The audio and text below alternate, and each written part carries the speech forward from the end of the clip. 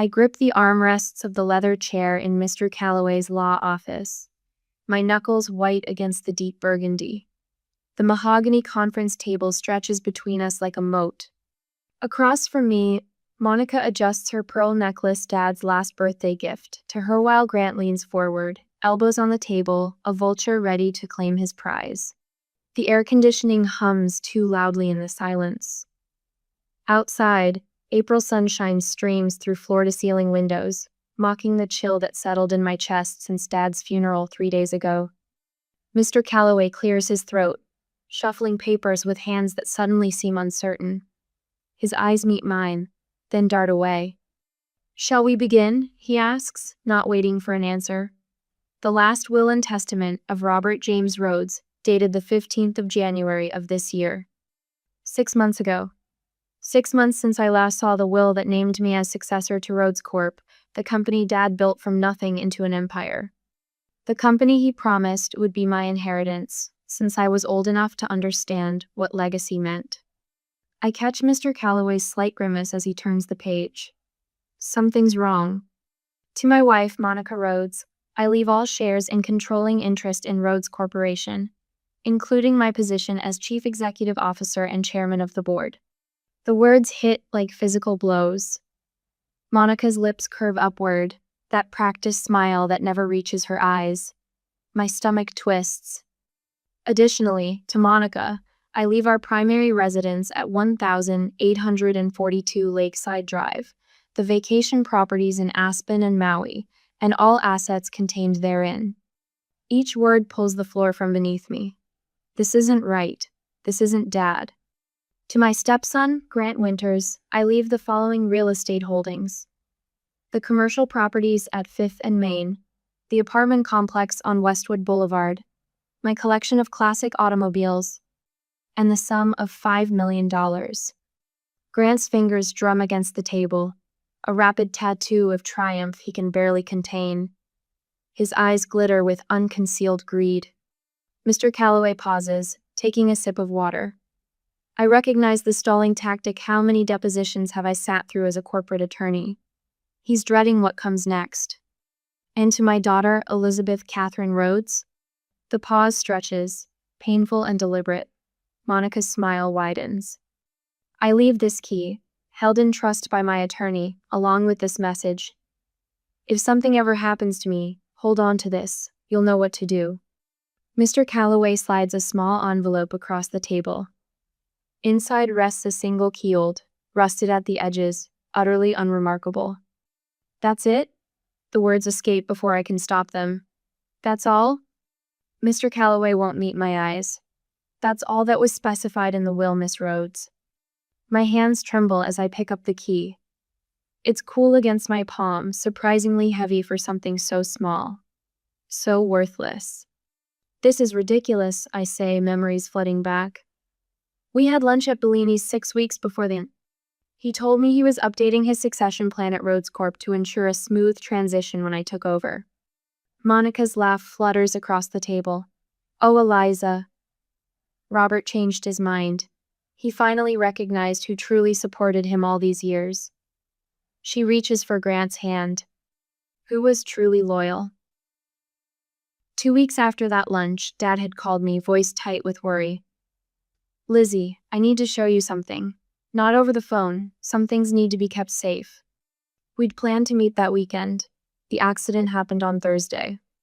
Mr. Calloway, I say, struggling to keep my voice level. Did you witness my father signing this will? His hesitation tells me everything. I supervised the proper execution of the document, yes. Not a direct answer. Interesting. This doesn't make sense. I close my fingers around the key. Dad built Rhodes Corp over 40 years. He wouldn't just hand it over to family? Monica interrupts. You've been so busy with your own career, Eliza. When was the last time you even attended a company function? Meanwhile, Grant and I have been by Robert's side through everything. Grant snickers. The forgotten heir, clinging to scraps. How pathetic. I bite my tongue until I taste copper. The temperature in the room seems to drop further as Mr. Calloway gathers his papers, clearly eager to end this meeting. Unless there are questions about the technical aspects of the will, he begins. I have several, I say, but Monica stands, smoothing her black dress. We'll have our team review everything, James, she says to Mr. Calloway. Now, Grant and I need to meet with the board. So much restructuring to do. As they gather their things, Grant leans toward Monica, his voice a whisper he doesn't bother to conceal. That was easier than we expected. The receptionist's eyes follow me as I walk out alone, her expression a mixture of pity and curiosity. In the parking garage, I sit in my car, the engine off, staring at the key in my palm. Trust your instincts, Lizzie, Dad used to say. It was his mantra, repeated throughout my childhood, through college, through law school. I close my fingers around the key, feeling its teeth bite into my skin. Something is very wrong here. And whatever he opens, I intend to find out. The coffee at Mabel's diner has gone cold. I've been pushing the same scrambled eggs around my plate for 15 minutes while Sam Winters types on his laptop. His fingers move with practiced precision, much like they did when we were study partners at Yale. Back then, he was the tech genius who saved my term papers from digital oblivion. Now he's a cybersecurity engineer who might help me prove my father was murdered. You barely touched your breakfast, Sam says without looking up from his screen. The fluorescent lights cast shadows under his eyes, evidence of late nights spent digging through data. I'm not here for the food. I tap my father's key against the Formica tabletop. I know. Sam closes his laptop, finally meeting my gaze. You're here because I mentioned the financial irregularities at Rhodes Corp last week at the funeral reception, and you've been thinking about it ever since. My hand stills. What exactly did you see? Sam glances around the nearly empty diner, then leans forward. Large transfers initiated 2 days after your father's death. Old accounts closed. New accounts opened in offshore jurisdictions. His voice drops lower. Look, there's something else. Your father consulted me about secure storage options 3 months ago. He seemed worried. The key feels suddenly heavier in my palm. Did he say why? He said he needed a place where certain information would be safe if something happened to him. Sam's eyes flicked to the key. Specifically, he asked about old-fashioned security things that couldn't be hacked. 6 hours later, we're standing in front of a storage unit in an industrial park on the outskirts of town. The facility is the kind that time forgot concrete buildings with metal roll-up doors, no digital surveillance, just a bored attendant who barely looked up from his magazine when we signed in. Unit 378, I say, checking the faded numbers against the address in Sam's notes. The lock is ancient, rusted at the edges. My hand trembles as I slide the key in, hearing the tumblers click. The sound echoes in the silent corridor. Inside, dust motes dance in the beam of Sam's flashlight. The unit is mostly empty except for a few boxes labeled tax records and an antique wooden chest in the center. That looks promising, Sam whispers. The chest's brass lock gleams, incongruously new compared to its weathered wood. My key fits perfectly. Inside, beneath a stack of old photographs of my father and mother, sits a small black safe. Great, I mutter. Another lock without a key. Not a key, Sam says, pointing to a digital keypad. A code. I stare at the 6 empty spaces blinking expectantly on the display. 6 digits. A date? A phone number? Your father must have told you something, Sam says, his voice gentle. Something only you would understand. My mind races through birthdays, anniversaries, addresses nothing fits. Then I remember the last birthday gift my father gave my mother before her illness, pearl earrings to match a necklace. The gift card simply read, 111,378. The 13th of November, 1978, I whisper. The day Mom got a tiny E tattooed on her wrist. She kept it hidden from everyone except Dad and me. I punch in 111,378. The safe clicks open. Eliza, Sam breathes. Look, Inside lies a stack of documents. The top page reads, Last Will and Testament of Robert James Rhodes, dated just 3 weeks before his death. My eyes scan key paragraph. To my daughter, Elizabeth Catherine Rhodes, I leave all shares and controlling interest in Rhodes Corporation, including my position as Chief Executive Officer and Chairman of the Board. This is his real will, I whisper. This is what he wanted. But that's not all. Beneath it, financial records detailed systematic embezzlement from company accounts all linked to Monica. Email printouts showed Grant threatening the company's legal counsel. Make it happen or your family's medical history becomes public knowledge. Most damning of all, a small digital recorder. I press play with unsteady fingers, hearing my father's voice crack through the static. Tampering with the brakes. Check. Monica told the driver something. The recording breaks, corrupted. My God, Sam says, his face pale in the dim light. Eliza, this isn't just about the will. This is murder, I finish, my voice hollow. They killed him for the company. The final item in the safe stops my heart. Photographs showing Monica meeting with a man in coveralls behind a service station. The timestamp. 2 days before my father's fatal accident. I know that place, Sam says, studying the image. It's the garage where your father's cars rest. My phone vibrates a text from Clara, Dad's executive assistant. Monica firing everyone loyal to your father. Board meeting called for tomorrow to dissolve the charitable foundation. I look up at Sam, resolve hardening within me. I need that audio file recovered. Every word. Sam nods grimly. I know someone who can help. But Eliza, if they find out what you've discovered. They already tried to erase my father, I say, gathering the evidence with careful hands. Now they're trying to erase his legacy. I won't let them. As we lock the storage unit, the facility manager approaches. Miss Rhodes? I thought it was you. Your stepmother was here yesterday, looking mighty interested in these units. Asked all kinds of questions about who had access. My blood chills. Did she get in? He shakes his head. Without the key? No way, but she seemed indetermined. Back in my car, I find a letter tucked under my windshield wiper. Legal letterhead, Monica's lawyers. Cease and desist all defamatory insinuations regarding Monica Rhodes or face immediate legal action. Sam takes the letter, his face grim.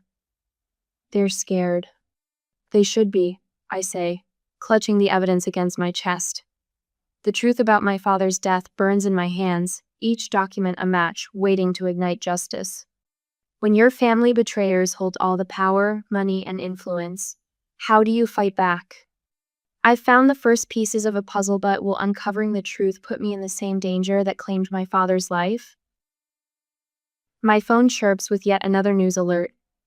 Monica Rhodes continues husband's legacy. I switch it off and toss it onto the passenger seat. Through the windshield, rain streaks down in gray sheets, matching my mood. 3 television interviews this week alone, Monica wearing Dad's favorite sapphire tie pin, speaking about our vision for Rhodes Corp, as if she'd helped build it from the ground up. The wipers thump a steady rhythm as I pull into Sam's apartment complex. His text came at 5 a.m. Found something. Come now. Sam's eyes are bloodshot when he opens the door.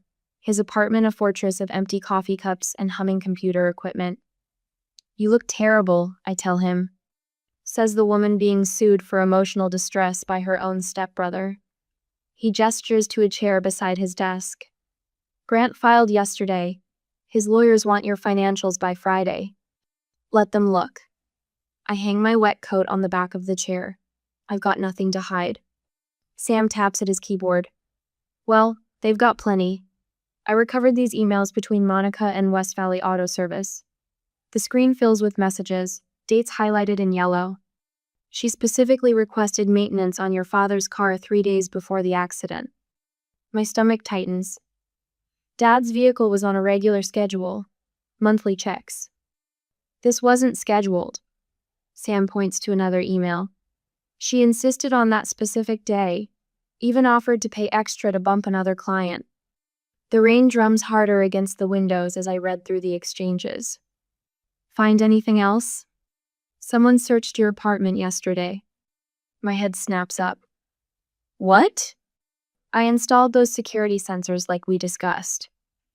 Motion detection triggered at 2:17 p.m. Whoever it was knew what they were doing in and out in 12 minutes. A chill runs through me that has nothing to do with my damp clothes. Did you get footage? Just shadows, professional job. He hands me a thumb drive. All your evidence is backed up here. Keep it with you. Dad's former driver, Raymond, lives in a small apartment over a convenience store downtown. When I knock, the door opens just wide enough for his weathered face to peer through the chain. Miss Rhodes? Recognition softens his features. Should have called first. Place is a mess. I'm not here to judge your housekeeping, Ray. Inside, cardboard boxes line the walls. A half-packed suitcase sits open on the coffee table. Going somewhere? I ask. Arizona. My sister's place. He gestures vaguely. Nothing left for me here since. His voice trails off. Since Monica fired you after 23 years of service? Ray's shoulders sag as he sinks into a worn armchair. Your father was a good man. Fair. Treated me like family. I sit across from him, leaning forward. I need to know about the maintenance on Dad's car. His eyes dart to the window before meeting mine. What about it? Was it routine? A muscle twitches in his jaw. No, ma'am, Miss Monica insisted. Said Mr. Rhodes requested it specifically. His fingers drum against the armrest. But he never mentioned it to me, and I drove him every day.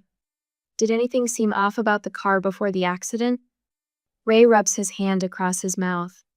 Night before, I could swear I heard someone in the garage, thought it was the wind. He looks directly at me now. Next morning, brake pedal felt different. Mentioned it to Mr. Rhodes. What did he say? Said he'd have it checked after his meeting. Ray's voice cracks. Never made it that far. The Pine Grove Auto Shop sits just off the highway, a cinder block building with faded red letters. Inside smells of motor oil and desperation. The mechanic Marcus, according to Sam's research, flinches when I say my name. He's younger than I expected, maybe 30, with grease-stained hands that won't stop moving. I'm not talking about Robert Rhodes, he says, wiping his palms on a rag. That case is closed. My father trusted people, Marcus. I placed Dad's photo on the workbench between us. That trust killed him. His eyes flicker to the photo, then away. Look, lady, I just do the work that comes in. I don't ask questions. Monica told you it was just to scare him, didn't she? Just enough to make him reconsider the will. Marcus drops the rag, color draining from his face. Who says I did anything? The bank record showing Grant paid you $20,000 in cash the day after the funeral. The silence stretches between us, broken only by the tick-tick-tick of a wall clock. She said he wouldn't get hurt. His voice comes out barely above a whisper, just a small adjustment to the brake system. Enough to give him a scare, make him pull over. Marcus runs a shaking hand through his hair. I never meant for anyone to die. But you disabled the safety system anyway. His shoulders slump in defeat. Yes. At the precinct, Detective Rivera studies the garage surveillance footage Sam recovered. On screen, Monica leans into Marcus's face, finger jabbing his chest. She's threatening him, Rivera says, pausing the video. Clear as day. There's more. I slide Grant's email across the desk. From the company tech team. Rivera reads aloud. Make sure the 14th goes smoothly. The sooner he's out, the sooner it's ours. He raises an eyebrow. Sent 2 days before your father's accident. Check the timestamp. 3 minutes after Monica left a board meeting where Dad announced he was finalizing his succession plan. Rivera adds the email to his growing file. We've confirmed the cash payments to Marcus came from your stepbrother's personal account. 5 withdrawals, $4,000 each. In the audio file? He pushes a button on his computer. Dad's voice fills the room, clear and strong. Monica has tampered with my will. Check the brakes. Monica told the driver something was wrong with the car already. My throat tightens as his words fade into silence. Rain has stopped by the time I reach the cemetery. Late afternoon sun breaks through clouds, casting long shadows across Dad's headstone. I place fresh flowers beside his name, brushing away fallen leaves. They thought they erased you, I whisper, tracing the engraved letters. They thought they erased me. The marble feels cool under my fingertips. They were wrong. My phone vibrates. Detective Rivera's number. Miss Rhodes. His voice carries a note of satisfaction I haven't heard before. We're reopening the case. I need you at the station tomorrow morning to make a formal statement. I look at Dad's headstone one last time before turning toward the car. I'll be there. A breeze stirs the flowers I've placed, scattering petals across the grave. Something has shifted inside me, around me. I am no longer just Robert Rhodes's grieving daughter. I am his reckoning. I switch off the television, my fingers white-knuckled around the remote. Monica's face disappears from the screen, but her words echo in my empty apartment. We're concerned about Elizabeth's mental state following her father's tragic passing, she told the reporters, her pearl necklace gleaming under the lights. Grief can manifest in disturbing ways, including paranoid accusations against family members who only want to help her heal. The press conference played exactly as I predicted. Monica, the concerned stepmother, me, the unstable daughter consumed by grief and jealousy. Grant stood behind her, his face a mask of practiced concern, nodding at all the right moments. My phone buzzes. Sam. Saw the press conference, he says when I answer. She's getting desperate. Desperate people are dangerous. I move to the window, scanning the street below for the black sedan I've spotted 3 times this week. Did you make the copies?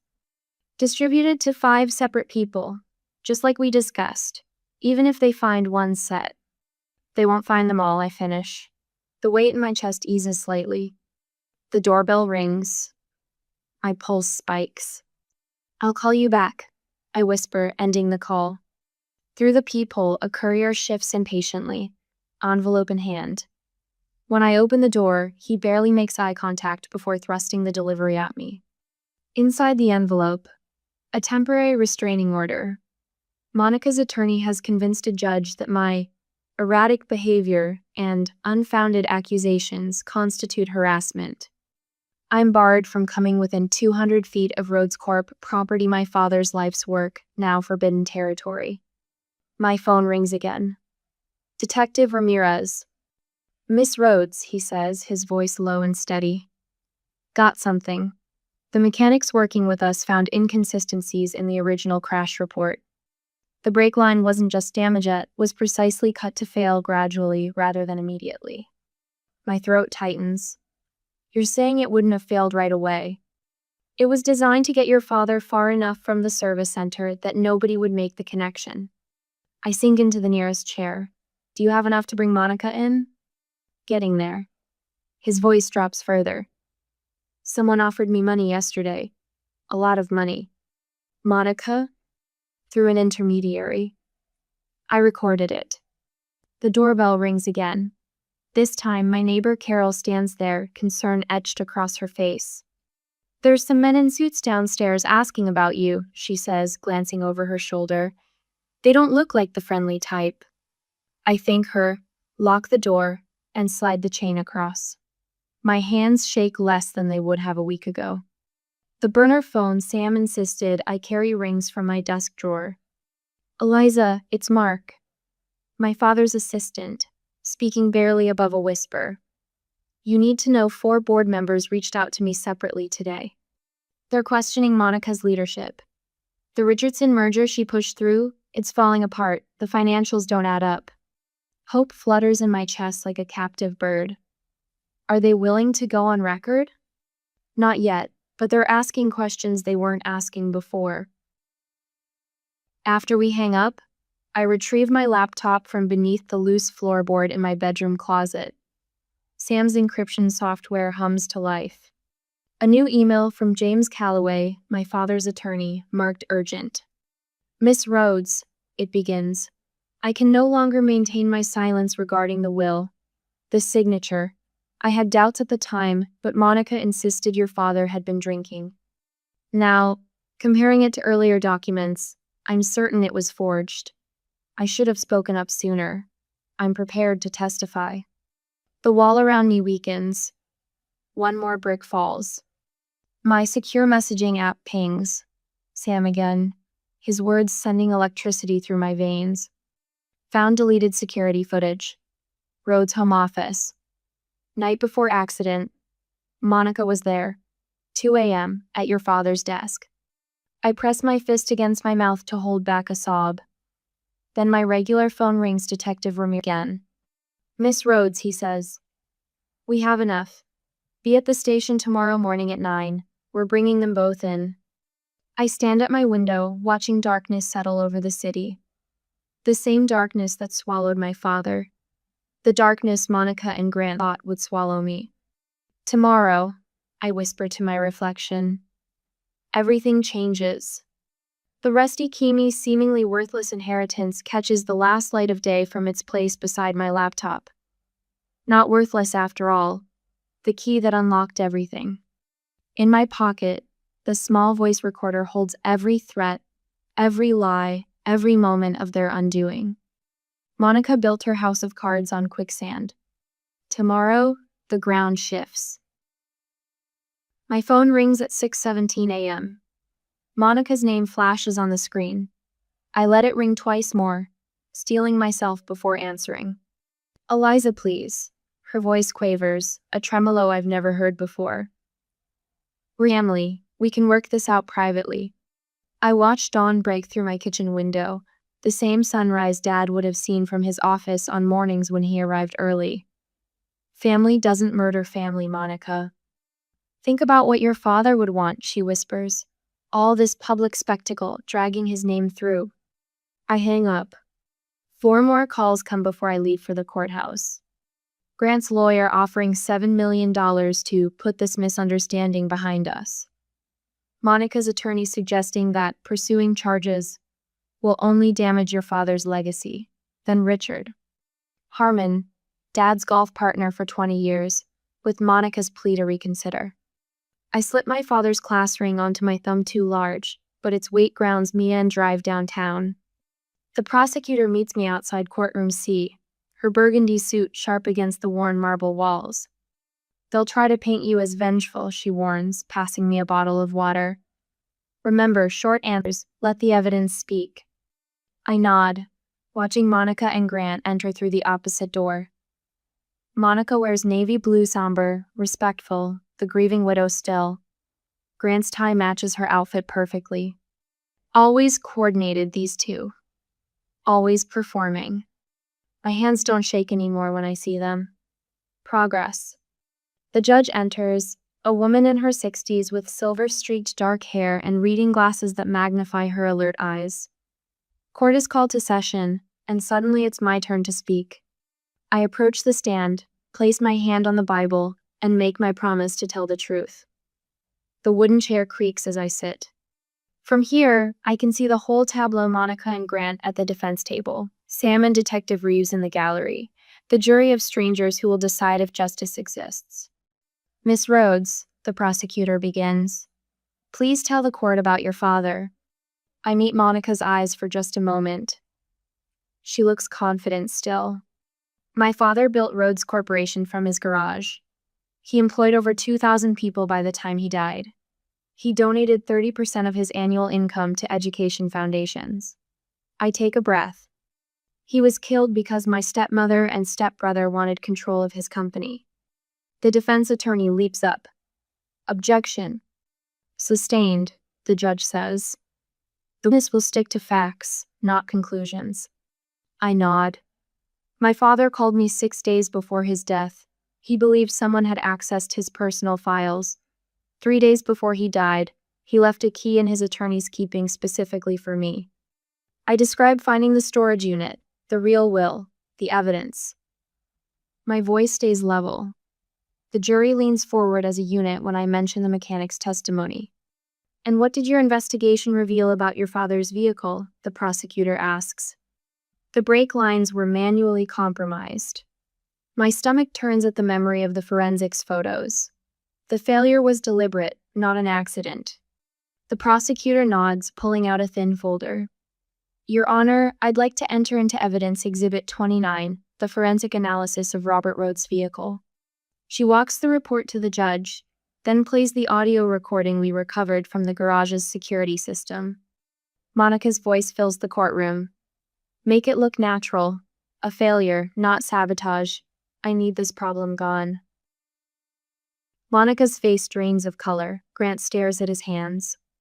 The prosecutor methodically builds the case: the forged will compared to the original draft, financial records showing money transfers from Monica's account to the mechanics the day after Dad's funeral, emails between Grant and Monica discussing acceleration of the succession plan. When the defense attorney cross-examines me, he hammers on my convenient discovery of evidence, suggesting I planted it out of jealousy. You were estranged from your father, weren't you? He demands. No, we had lunch every month. He called me weekly. Yet he left you only a key in his will, the alleged forged will. An odd choice for a beloved daughter. I look him straight in the eyes. My father knew someone might try to erase me. The key ensured they couldn't. By afternoon, Monica's composure cracks. When the judge denies their motion to dismiss, she whispers frantically to her attorney, her manicured nails digging into his sleeve. Grant begins distancing himself, his testimony throwing subtle blame toward Monica. I only followed her lead, he repeats, eyes darting toward the exit as if planning an escape. The prosecutor's closing argument is devastating. This was not impulsive. This was calculated. Robert Rhodes was murdered by the two people he most trusted, who then attempted to steal his life's work and disinherit his only child. When the verdict comes, the courtroom falls silent. Guilty on all counts: murder, conspiracy, fraud, embezzlement. The judge's commentary cuts like a scalpel. The cold-blooded nature of this crime shows a depravity that demands the maximum sentence. You killed a husband and father for personal gain, then weaponized his company against his daughter. Justice demands accountability. Monica sobs now, genuine tears at last. Grant turns ashen as deputies approach with handcuffs.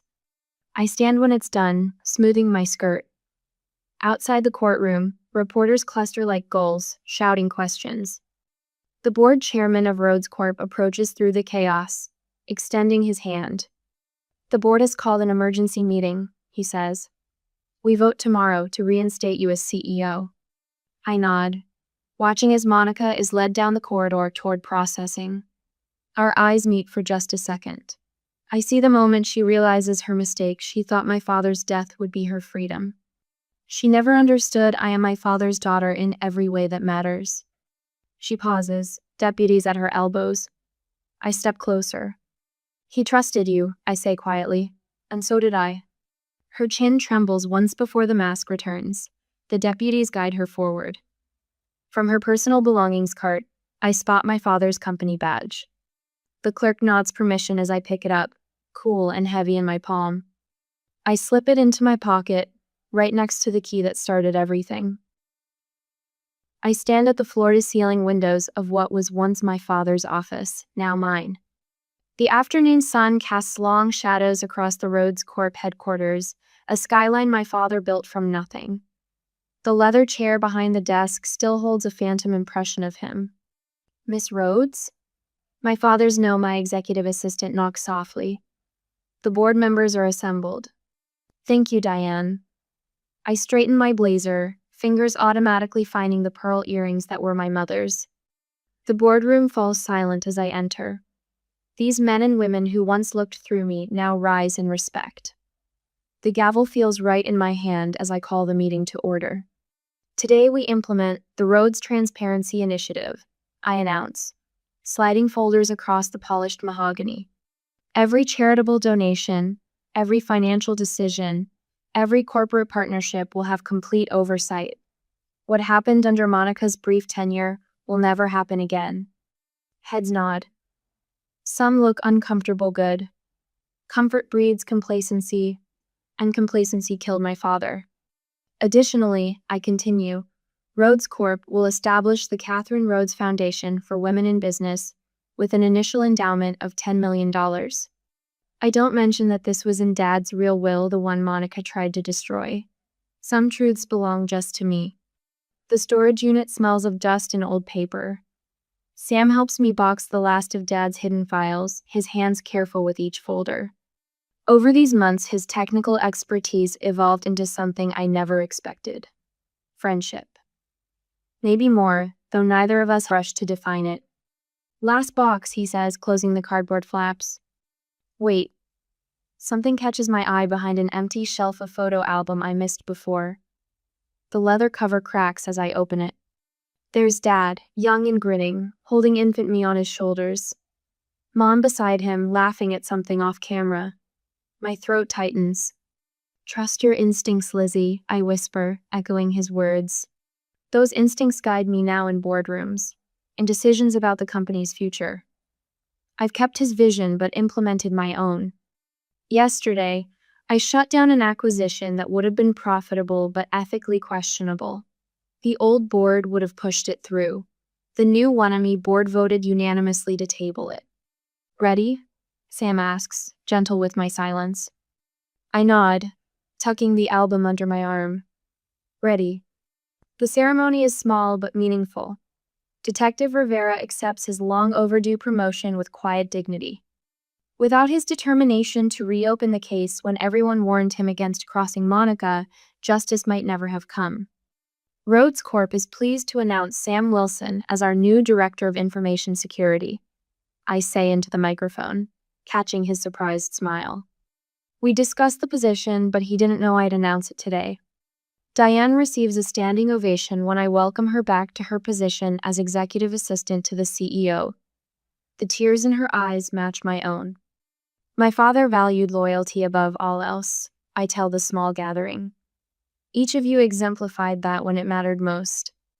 Later, in my office, I watch the evening news report with the sound muted. Monica's face, a Pearshire prison sentence of life without parole confirmed on appeal. Grant's 8-year sentence seems light by comparison, but his permanent ban from any involvement with Rhodes Corp offers some consolation. The mechanic received reduced time for his cooperation. Sometimes justice requires compromise. The Ethics in Business Award trophy glints in the display case, the first annual Robert Rhodes Memorial recognition. Beside it, press coverage of our new corporate transparency standards. 3 other companies have already adopted our framework. A reporter asked yesterday if this was all about revenge. This was never about revenge, I told her, my father's words in my mouth. It was about truth. As sunset paints the city gold, I hold Dad's paperweight, a simple sphere of glass with a single air bubble suspended inside. Perfectly imperfect, he used to call it. The rusty key hangs framed on the wall, mounted on blue velvet with a small silver plaque. I thought I had nothing. Turns out I had everything. The company's spires cast long shadows as day fades to evening. In the window glass, I see my reflection, the vulnerability I once fought to hide, now balanced with a strength I never knew I possessed.